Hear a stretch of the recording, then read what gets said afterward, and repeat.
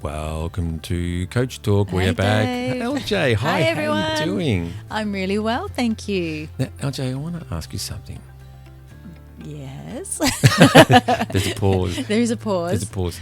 Do you like doing podcasts? I love podcasts.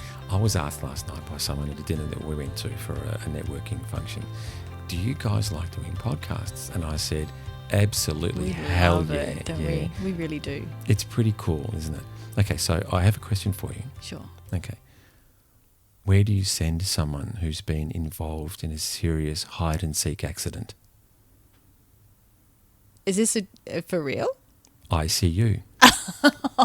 Oh, poppy jokes. Poppy jokes right off the bat. I'm thinking, hang on a second, which rabbit hole are you taking me down now? Because we all know how much Dave loves to just launch into topics for me. I'm like, where are we going with this? I wish we had the video going because the look you just gave me was priceless. Because I had like the deer in the headlights look. You did. You had a deer in the headlights and like the headlights were like 2 feet away from you. And so what do you call a deer with no eyes? No idea. Yeah, that was me. You're terrible. What are we going to talk about today? Today, well, I would love to just have this beautiful conversation. Well, actually, we've already been having the conversation, but encouraging our beautiful listeners around stepping outside their comfort zones and their routine of everyday life. Yeah. And talk about how when we expand our horizons, whether it be going to a different suburb or going interstate or even going overseas, what we gain from it. Yeah, I love this topic. And this is something we literally discussed a Like, few minutes ago. Yeah, like 2 minutes ago. Yeah, and we thought we're going to go with this because it's something that's dear to our hearts and something very close. The back note to this is we want to talk to you about unfamiliarity and making the unfamiliar familiar. Yes. And part of doing that is we're going to infuse travel as our vehicle for this. Yeah. So for those that are currently traveling, they go on trips, day trips or weekends away, they drive somewhere, they catch a bus or a train, whatever they do, they would know the feeling they get when they go somewhere, they arrive, they have a great time, they create an experience. Yeah. They get back home and go, that was fantastic, versus people that have not yet gone outside their comfort zone and I don't want to go anywhere. I don't feel like travelling to a country town or going interstate or going overseas. They are limiting themselves based on a belief, whatever it is they've created in their mind of I don't think I can do this or I'm not comfortable doing it, where you and I know that when you step outside the comfort zone, it promotes growth. Yeah. And also with the travelling side of things, and we'll use travel for this podcast to say what we want to say, it creates awesome experiences and it creates a life that you now begin living instead of just existing somewhere. It gives you confidence. It gets you to come up with resilience and figure out problem solving if you need to do that. You meet amazing people. Yeah. The whole thing just goes on forever You and ever. see new things. Yeah. You get to experience different life. Even when you're changing suburbs, it can be different culture. Yeah. We were talking mainly about this because we are planning a bit of a road trip. We love to see our clients face to face. We do. So quite often we'll go, we're heading to such and such and we're going to spend some time with this person. Let's do it face to face. And then it's like, well, are we like us, HTBBs? Are we ride or die or are we flying? Yeah. So it's like, are we driving this time? And we pros and conned it and we hashed it out. Yeah. And in the end, it doesn't really matter because the end result for us is that we get to go and see beautiful people and we get to hang out with them and spend time in real world, because there's nothing better than getting out from behind a screen and actually just having a real world conversation and hugs and experiences.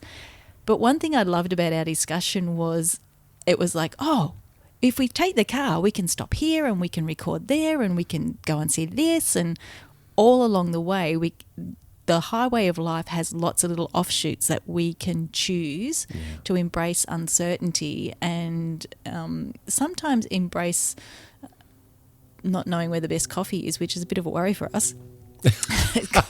So we wanted to just sort of explore this topic. We know that from a coaching perspective, some people, as you said, they need the certainty of routine. Yeah. At the same token, for the gardeners out there, and you'll understand the metaphor, embracing certainty where it's routine only makes you pot bound or root bound. Yeah. Which means that occasionally, and probably more often than not in this day and age, we actually don't thrive. We exist and wither. Yeah. So what is it? There's a saying, there's ripe and rotting, or so are you ripe and rising or rotting? So basically, geez, my tongue won't get my brain right at the moment. Must be time for coffee. It's time for coffee. The premise behind that thought is that if you're pot bound, you cannot absorb nutrients because you're not having new conversations, you're not having new experiences that spark creativity, you're not breathing oxygen into your soul, you're not living to the fullest capacity in a deliberate action. Yeah. Yeah.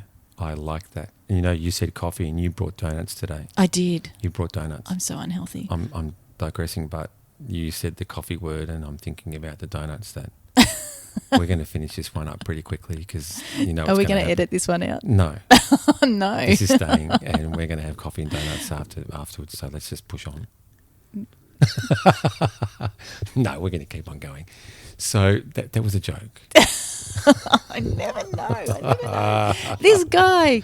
No. So the travel side of things, like we're going interstate in a couple of weeks. We are. When I was a lot younger, and we won't say how old I was, but let's say, 10 years ago when I was 25. Yes.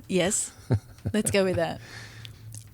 When I was younger and a teenager, I'd never been interstate, driving or flying or whatever it is. So my first trip to, I think it was Adelaide, to play sport, I was almost overwhelmed with the concept I'm going to be interstate, staying somewhere else, eating unfamiliar food, a different bed. It was really quite overwhelming for me.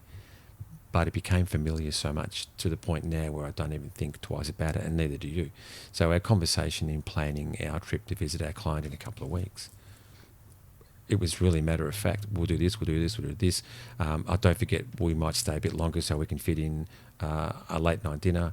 Don't forget, we'll do this because we'll have an early breakfast when we get there. Yeah. And we just do it because it's now so familiar that it's really quite easy for us. Yeah. Where some people haven't had the opportunity yet to break free, for want of a better term, and actually experience something that's unfamiliar, is in a different area, a different accommodation, different people, and you know what, even different culture, depending on where they're going. Within Australia, there's different culture.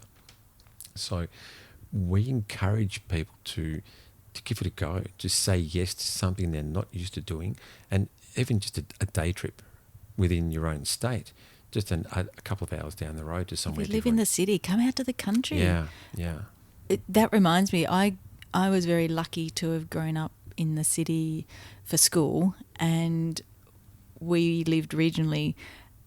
It was interesting that a lot of my friends would travel for 2.5 hours within the city boundaries, but they wouldn't travel an hour out to my house.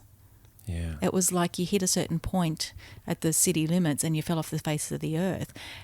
And that was, again, we were just talking about that sort of mentality around what you miss out on because you're not willing to embrace the uncertainty of new experiences.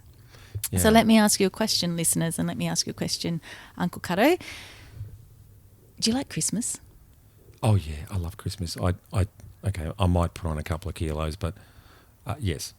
So if you think about, and this is how I like to work with my clients around anxiety and the embracing of uncertainty. If you think about any new situation that you're not sure of, then some people call it triggering, but it brings up things with you that where the uncertainty is like makes you think a little bit. Yep. Most of us love birthday presents or Christmas presents. Which is just like the gift of uncertainty because we don't know what's in the box. We get to unwrap it, we get to shake it, we get to thank the person for the experience of actually going through the unwrapping process and the gratitude of receiving. It's no different to whether you're traveling to somewhere you know, whether you're traveling interstate a few hours down the road, or even jumping on a big aeroplane for the first time and experiencing a new language, a new culture. It's a gift. Yeah. Because most people won't thank you for the Christmas present and then hand it back and say, I don't want it. Yeah. And yet every time life hands us an opportunity to explore something different, so many people go, I don't want it. Yeah. Because of fear? Sometimes because of fear or anxiety, and whether it's their own or whether it's conditioning, we don't know until we explore it, but that's what we do.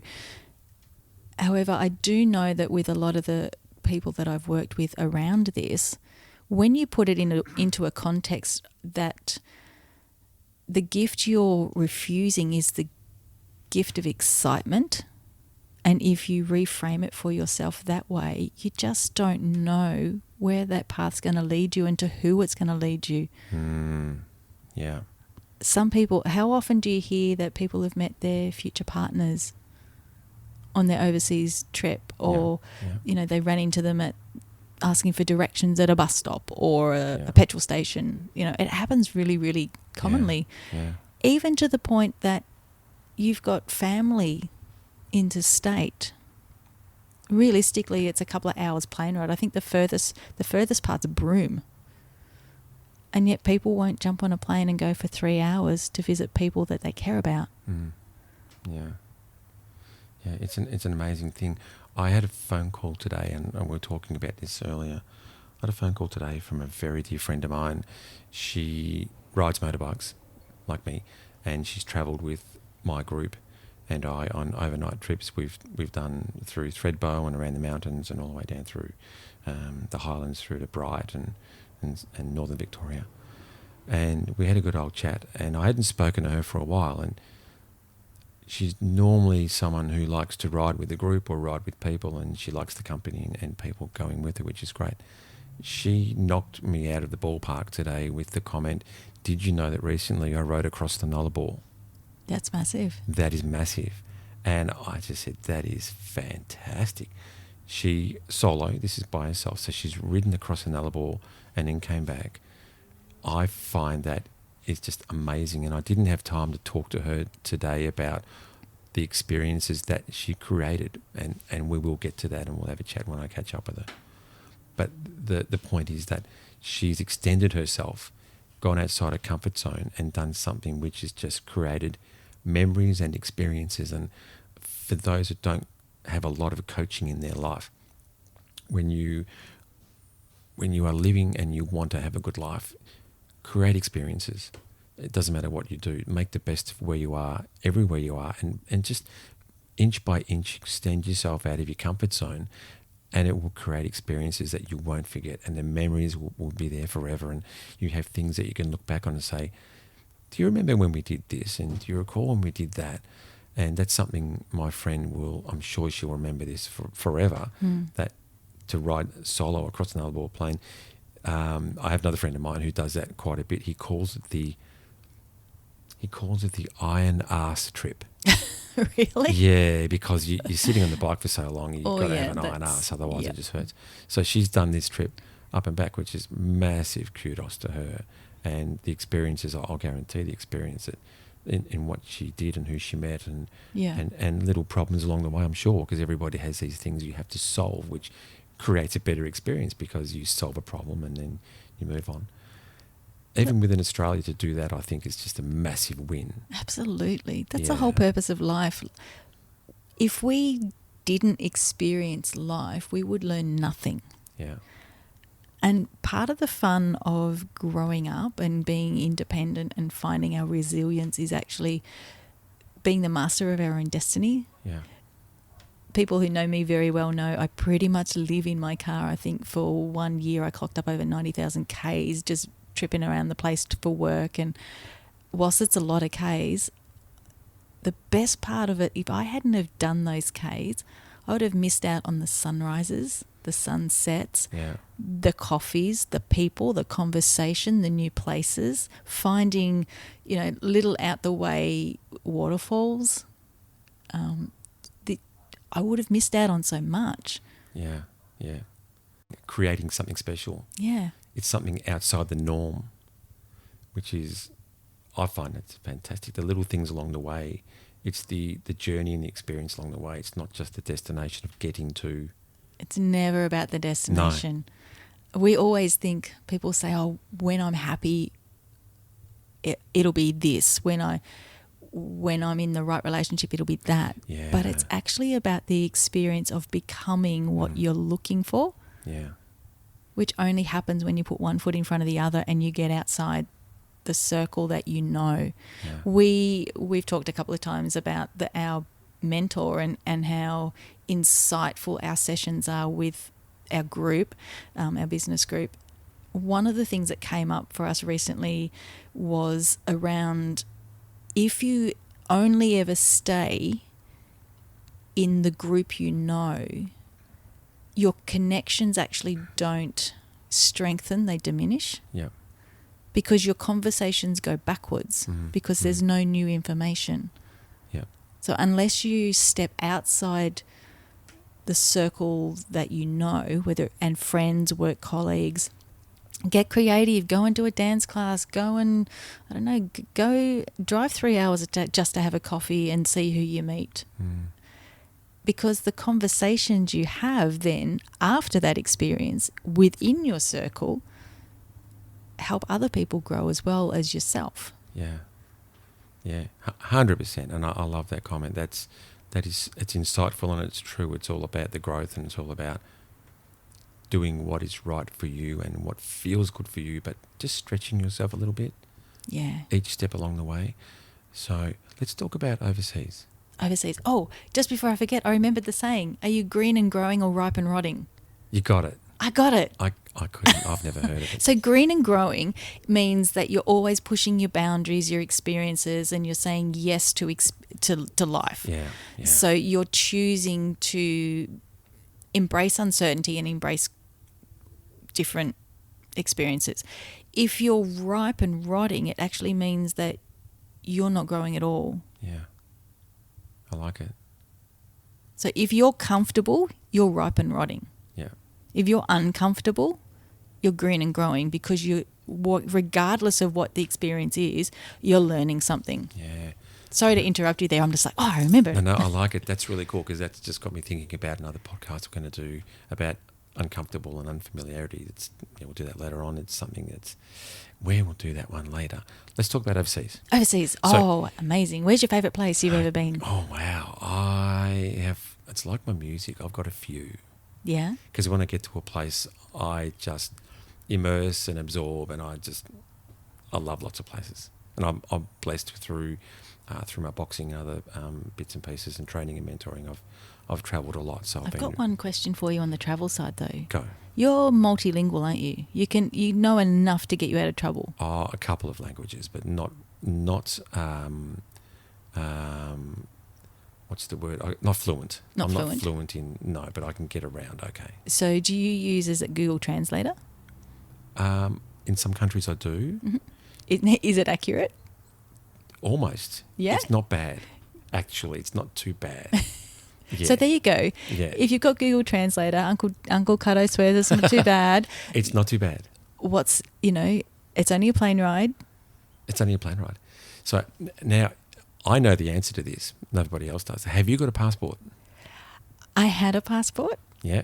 And when good old COVID hit, I didn't renew it because we didn't know how long we were going to be locked down. But I am renewing my passport because I've got plans. It's time. Yes. Yeah. So a friend of mine, I had not travelled overseas until I was into my early 30s, 3 years ago. And did you like that? I did. Oh, my goodness. Let's not go down that rabbit hole. So my early 30s, and a friend of mine said, because I wasn't interested in going abroad at all, and that was my limit. That was my limiting belief that why would I want to go abroad and travel overseas? And there was a bit of fear in that. There was a bit of, I don't have any idea. It was the unknown. Yeah. So I took the path of least resistance and went, you know what, I just couldn't be bothered. You didn't want to think about it. You didn't want to Yeah. extend the thought. Yeah, 100%. So he said to me very seriously, he said, when you take your first trip, the travel bug will bite you on the bum and you will not look back and you won't be able to stop. And I'm like, oh, yeah, whatever. So I went to New Zealand for my very first overseas trip. That's a good one. Nice years and and years close. ago. And the bug bit me hard, really hard. I got back after creating amazing experiences, the most beautiful people. I love scenery. The whole experience was just, and that launched me into doing, I don't know, I've done something like 20 or 30 countries now. Wow. And some obscure countries where there's no English and there's no, and every time I fly now and land somewhere, I'm excited as to what is going to happen, what is going to unfold, and who am I going to meet? And you develop resilience, you develop plans and things that I never would have thought of years ago. Yeah. Because I've now made it familiar. So I got back from China, 3 or 4 days ago? I think I did Yes. 2 weeks Not in that China. long ago. Yeah. On a holiday. So for me now to do that sort of thing, and I'm blessed to have been given a chance to travel a bit, but I got to China, and as always I take out a bit of money in Australia in their currency just in case. Is this a hot tip coming up? This is a hot tip coming up. Okay. So I got to China and I notified my bank that I'm travelling in China, so please let me use my ATM card, Visa card. Mm-hmm. No worries. Land in China. Went to use my Visa card for my very first transaction. The bank cancelled my card. Oh, no. So I'm in northern China with no phone service. There's no Wi-Fi where I was. I was right at the top end, northeast China, with a little bit of money and just my resourcefulness, how to get through the next 2 weeks. How glad were you that you did that? Yeah. So, and for me, there was no panic with it. There was a little bit of concern of how am I going to work out my plan, but I worked it out and I had a fantastic trip in minus 20 degrees. It was snowing. It was fantastic. I loved it. Had great food and great company. But if I'd done that 20 years ago, I may have had a meltdown. I may have, because I just took little step by little step over many years to the point now I'm confident to travel in most places and I'll get by. Yeah. So my point is to people that extend yourself, but extend yourself just a little bit more than you normally would outside your comfort zone, and then make that comfortable. Yeah. And then go again and make that comfortable. So you're creating experiences for yourself, but at the same time as well, you are developing and growing within yourself by doing that. So there's a double benefit to actually travelling within Australia, within your own state, or if you have the chance and the opportunity and you can, to go overseas somewhere to the point where the world becomes smaller because you've been to some places that you thought, how am I going to do this? But you actually get to do it and you solve it. And that then transposes to a lot of your life, in your own life, in business, in relationships, in what you do, because you realise that, and I say this to a lot of my clients, just remember the words, I can. Yeah. You know, why can I do this, or why should I do this? Because I can. Yeah. Instead of, I'm not Great. sure about this and I don't know about Great that. self-talk. Yeah, it's great self-talk. I can. And that's so empowering by just looking at yourself in the mirror and saying, because I can. And that's one thing that's helped me through getting to the point now I can confidently go probably anywhere these days. And I know we'll do a podcast on my trip to Siberia. That was something on, and you. That's you know a the story. great story. Yeah, that is so a you know great the story. And also, I'm very lucky that Dave and I hang out a lot, and we do share a lot of stories, especially in the travel region. But Yeah. you had an amazing story around Vietnam as well. I did. So Vietnam was a great one where we were going to do the normal type of land in Ho Chi Minh and then travel north and fly out of Hanoi, and that was it. But the friend I travelled with, the guy, a mate of mine, we ended up going off the track, like right off the track. So totally unscripted. Totally unscripted. We caught one plane to sort of mid-Vietnam and then caught a train which went around the mountains, and that was just an amazing trip, although the train was quite third world. Yeah. And then we ended up in villages staying with I was going to say the village people. Sorry, that just comes off the back of our music. We were just talking about music before too. Macho man. So stay with villages, and it was for me, it was life changing. They are beautiful people, the Vietnamese, aren't they? Yeah, they are wonderful, wonderful people. Yeah. And to rise at 4:30 in the morning and watch them just quietly go about their morning until the sun comes up. They exercise every morning. They exercise every night. They have a method to what they do, and they are just outwardly calm. They get their stuff done, and even in remote villages where we're trading in rice, they don't have money. The monetary system doesn't exist.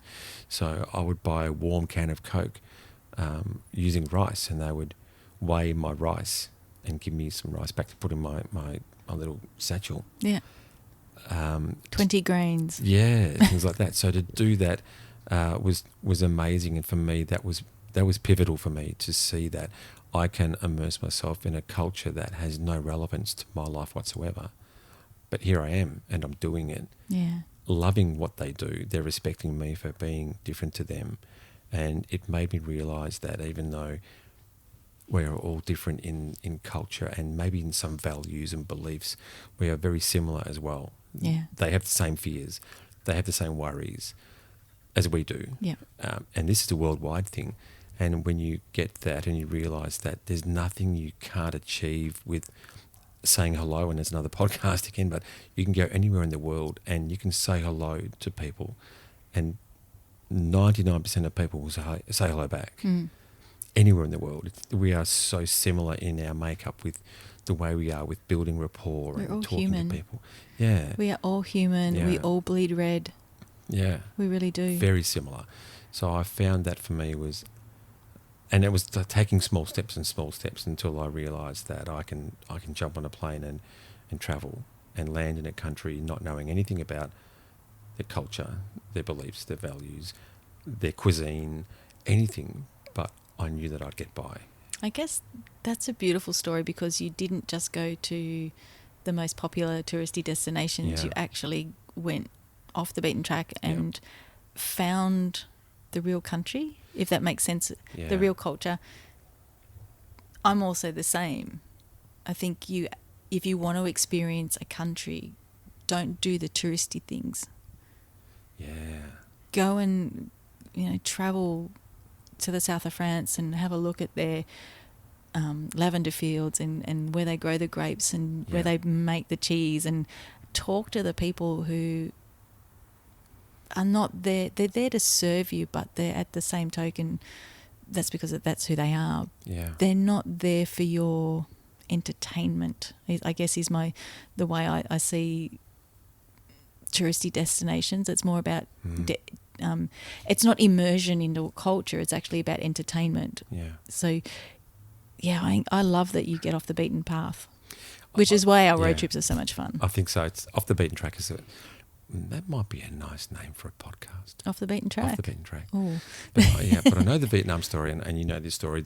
I ended up at this remote place, and there was a lovely family that we stayed in, just couch surfing. Yeah. And the father, the older guy, the dad was probably in his 50s, late 50s. He asked me one morning to go with him at 5 in the morning, and he walked me out to this paddock, and I was, I don't know, probably a kilometre from the house, the little house they stayed in. And he asked me, didn't speak English, but signalled to me just to stand there and don't move. So I stood. What went through your head at that moment? I had no idea what was going on, because I've got the most beautiful karst mountains in the background, and the sun's coming up, and he's gone. He's gone for 20 minutes, and I'm standing all alone in northern Vietnam, west towards the Laos border. Yeah. I'm in the middle of nowhere. Are you like in a rice paddy field? So it was all like rice paddies, and there's nothing about, and it was just me, and I'm thinking, okay. He came back leading a bull, like a 2-ton random snot-breathing bull on a nose ring and a 10-foot piece of rope, and he asked me to hold the rope, so I did. So you're standing there holding a bull like a dog? Correct. I'm holding this bull on a 10-foot piece of rope, and this 2-ton slab of meat with 4 legs is just staring me down with his death stare. And the guy walked away. He's gone. He's disappeared again. What went through your mind at that stage? And I didn't know whether to do the fight or flight and just run and let go of the rope and go, that's it, I'm out here. But I did. I steeled myself and a bit of resolve, and I decided I'm just going to stay here. And the bull wasn't. He was just standing there staring at me. He wasn't doing anything, which is good. Are you kind of there going, okay, what's this going to teach me? Yeah. So he came back, the guy, and he Yeah. came back with another bull. And he had a second 2-ton snot-breathing bull with a 10-foot piece of rope on a nose ring. And he stood with that bull, and I'm holding the first bull. And then they just took a few paces back, and they began to ram each other, running at a And you're still hanging on the rope? Yeah. So I'm 10 feet away from these bulls that are headbutting each other at full tilt. And they are going at it for about 20 minutes. Just backwards and forwards and bang. And the noise was just amazing with these bulls. And eventually my bull managed to, he gored the neck of the other bull, and the second bull knelt down, and he yielded, put his head down, and that was it. So the father, he nodded, quite happy and appreciative, took the other bull away. I'm standing there with the winner, who's still just staring at me like, you're next, buddy. And I'm in this paddock at I can't believe you stood there and just watched this happen. Neither can I now. But, so I'm standing at 5 o'clock in the morning, 5:30 in the morning. And he came back, got the other bull, took him away. And I realised at that point, he's been waiting for someone to come along, this guy, that would hold the bull so they could figure out who's the boss of the paddock. Because there's the pecking order and who's who. Yeah. So now that they know the hierarchy, there's going to be no more problems. So his two bulls must have been fighting or whatever they do. And he's waiting for some guy. So, of course, oh, here comes silly white man. So I turn up, and he was so appreciative. And for me, that experience was pivotal in my life. It changed so many things on how I see my life, my outlook on my life. And that was not just the bug that bit me on the backside to travel, that launched me into, I don't know how I'm going to stay home. So what was the biggest experience that moment taught you that you don't think you could have got anywhere else? There is nothing I can't do, and I don't know what's ahead of me, but I can do it. Wow, that's massive. Yeah, it doesn't matter what it is. I'll figure it out. Yeah. And I've done that in countries where no one speaks a word of English, and I've managed to get my way around places based on just a mindset of, okay, throw it at me and I will figure it out. I will somehow figure it out. That is something you say a lot whenever a challenge comes up. You go, we'll figure it out. We'll figure it out. I do, yeah. We'll figure it out. That's Uncle Cutto's catchphrase. And it was Vietnam that did it. Wow. Yeah, so the travel side, maybe you, our listeners, maybe you can't afford to travel, maybe it's something you're saving for or leading up to, but the story and what I've got to share is that you can create these experiences, maybe not the bull, but you can create an experience anywhere you travel within your own state. An overnighter, just pick a camping spot, and I love camping. Yeah. Pick somewhere that you normally wouldn't go to or normally wouldn't do. Step outside your comfort zone. See what happens. Yeah, get uncomfortable. See what happens. Thank you for sharing that story. Oh, you're so welcome. Now, you know how we story. have challenges and question time, most podcasts, we have like a question time. Yeah. Now it's my turn to question you. Oh, okay. Because you did it to me last one. Our last recording. You on the music. Did I? Are you sure? Yeah, I'm positive. 100%. Okay. So only a couple of questions, only a few, but I think it's time for the questions for LJ. So are you ready? Bring it on. Okay, so we'll cue the music. Du-du-du-du-du. Okay, here's some questions. Interesting. Nothing too bad. Just Okay, cool. Just to give the listeners a bit of an insight into Good old what LJ. makes LJ tick. Oh God, if anyone figures that out, let me know. Okay, and Because I genuinely like not knowing what makes me tick in some respects, because it means that I get to keep exploring. no comment. That's a trap. If someone gets to figure me, I'm not going to say anything. Thank you. Are you ready? Yeah, let's bring it on. Okay. Camping or hotel? Camping. Yeah, I like that. I love my swag. Yes, I had to. For those that You've got to tell them about I your do swag. have a swag. It is not that I love the colour, but I do love the colour. It is bright pink. Birkenmill swag. Can't recommend it enough, and I go everywhere in it wherever possible. Lives in the back of my car, my horse Yep. float. Yep. Yep. Love it. For the international listeners, can you tell them what a swag is? A swag is basically a portable bed that is canvas covered, so it's weatherproof, windproof, mostly waterproof if you treat it right. And yeah, you're never without a bed. They're pretty cool. They're very cool. Yeah. Hot pink one. Highly recommend it. I'll put a swag in the back of my bike. Do you know why I got a hot pink? Why? Because I figured if I didn't have a torch, I would always be able to see it in the dark. That makes a lot of sense. Because most swags, for most people that camp, they're green, They're aren't green, they? yeah. So what colour's the grass They and where blend do in we with the put it? bush. Yeah. Just saying. Let's go pink. Hot pink. I haven't seen it. You have to put a photo of your swag up on the website. Okay, I can do that. We'll do that. Okay, so cooking over a campfire or over a gas stove? Campfire. Yeah. So I'm The taste is so different. very, very different. Can't beat camp oven cooking. Yeah. Fly fishing or fishing with bait, fresh water? I kind of like both. However, I don't like open water fishing because I know what swims beneath me. I've had that bad experience in a kayak once. And yeah, I'm not a big shark fan. No, they can be quite nasty. Yeah. I couldn't imagine holding onto a shark with a 10-foot piece of rope and a nose ring. No. I can do it And with the don't get bull, me started. but, yeah. I'm in such awe, and this is just a total segue. I'm in awe of people who decide to go swimming with sharks in the shark tank. No, However, no. LJ's logical brain goes, why are you teaching them how to hunt us? And why do you like being bait? To them, we're just meals on wheels. It just doesn't compute in my brain. There's this is just my personal thing. Would I do it? No. But my hat's off to those that do, because I couldn't imagine anything worse. But I think that that's very brave of you. I will get my thrills elsewhere. Thank you. Nice. Okay. If you were camping, beach or bush? Or bush. Or depends on the beach. Do you have a favourite beach? No, because I haven't seen them all yet. Okay.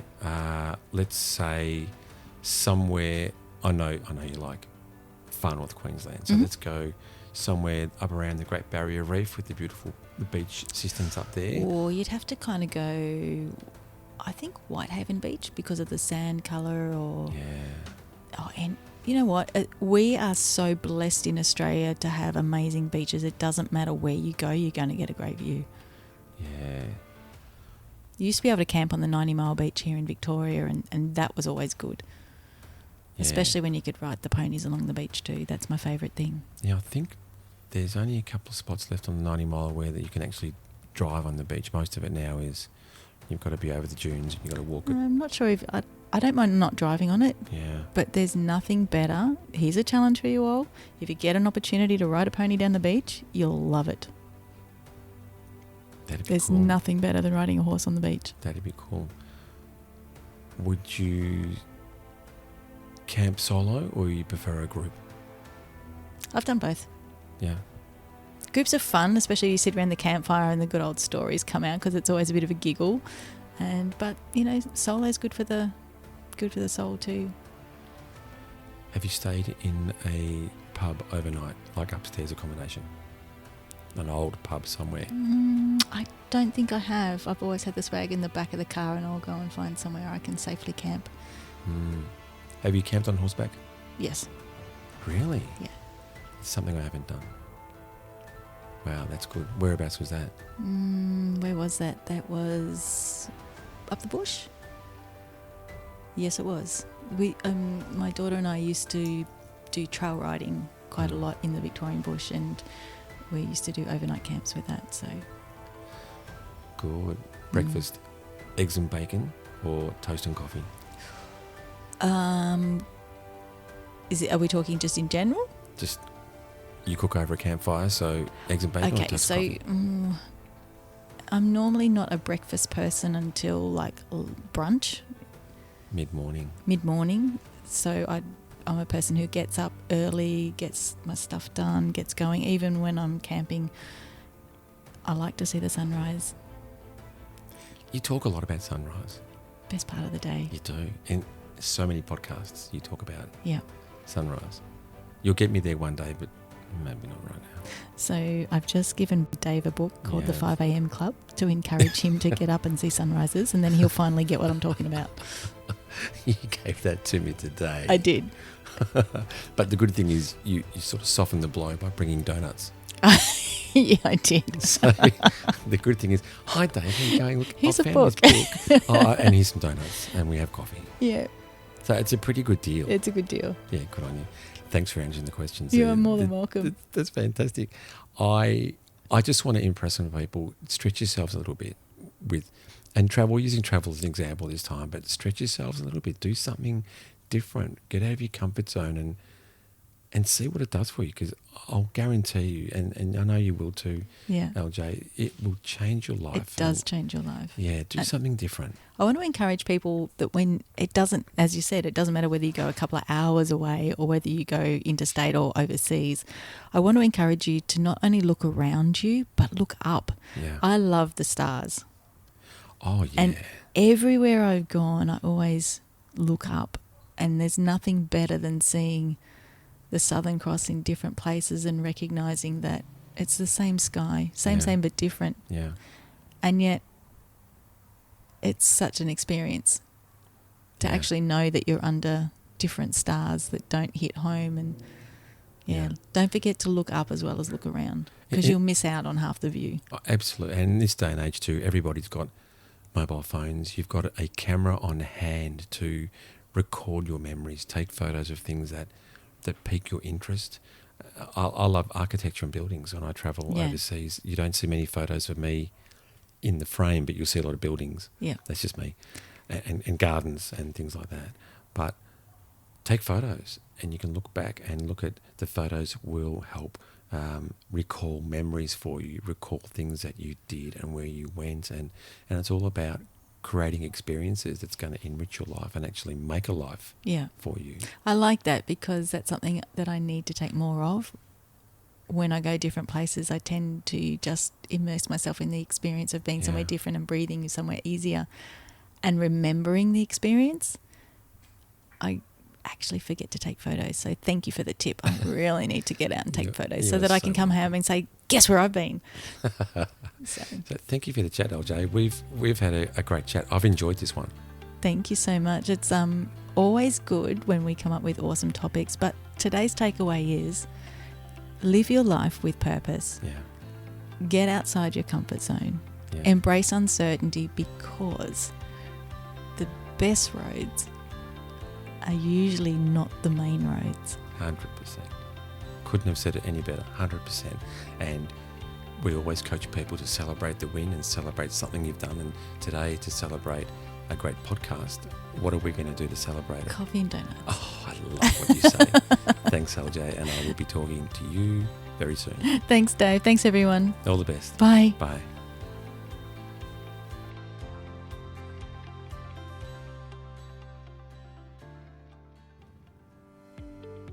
Hi, it's LJ and Dave here. Thank you so much for listening to the latest podcast.